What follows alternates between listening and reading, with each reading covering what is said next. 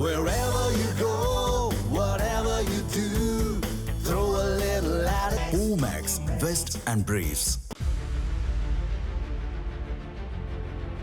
கட்சி தொடங்கிய 2.5 ஆண்டுகளில் அண்மையில் நடைபெற்று முடிந்த சட்டமன்ற தேர்தலின் மூலம் தமிழகத்தின் தனிப்பெரும் கட்சியாக உருவெடுத்து தமிழக அரசியலில் மிகப்பெரிய மாற்றத்தை ஏற்படுத்திய தாவேக ஆட்சி அமைந்து 2 மாதங்கள் நிறைவடைந்துள்ளன.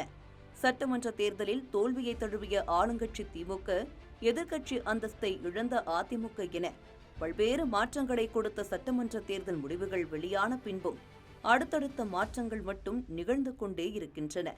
அதிமுகவில் எடப்பாடி பழனிசாமிக்கு எதிராக எழுந்த போர்க்கொடி, தாவேக ஆட்சி மீதான நம்பிக்கை தீர்மானத்தில் அதிமுகவின் ஒரு தரப்பு ஆதரவு, அதிமுக சார்பில் போட்டியிட்டு வெற்றி பெற்ற 6 எம்எல்ஏக்கள் ராஜினாமா, சி.வி. சண்முகம் ஆதரவாளர்கள் கூண்டோடு நீக்கம் என அடுத்தடுத்து அரங்கேறும் நிகழ்வுகள் அதிமுகவை கிளேபரமாக்கி உள்ளன.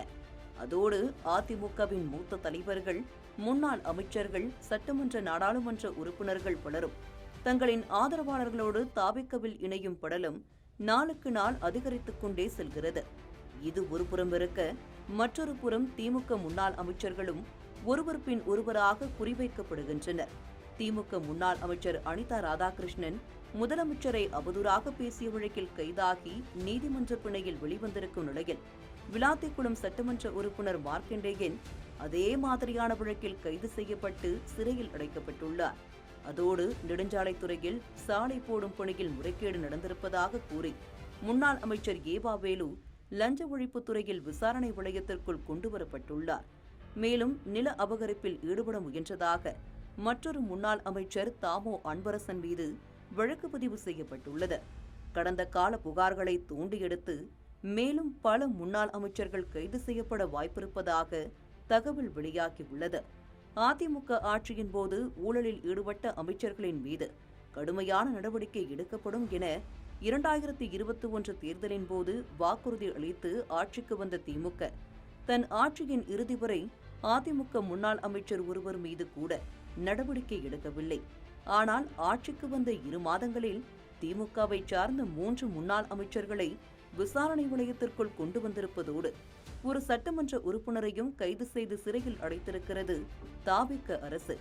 ஆட்சிக்கு வருவதற்கு முன்பாக திமுகவுக்கும் தாவேகவுக்கும் இடையேதான் போட்டி என்பதை உறுதி செய்த விஜய், ஆட்சிக்கு வந்தவுடன் தாவேக மட்டுமே இருக்க வேண்டும் என விரும்புவதாக கூறப்படுகிறது.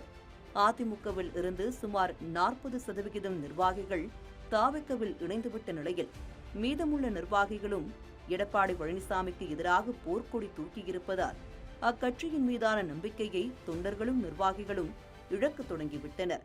அதனால் தனக்கு இருக்கும் ஒரே அரசியல் எதிரியான திமுகவையும் வலுவிழக்கச் செய்துவிட்டால் தனது ஆட்சிக்கு எந்தவித சிக்கலும் இருக்காது என விஜய் விரும்புவதன் விளைவே இத்தகைய அதிரடி வழக்கு பதிவுகளுக்கும் கைதுகளுக்கும் முக்கிய காரணமாக கூறப்படுகிறது.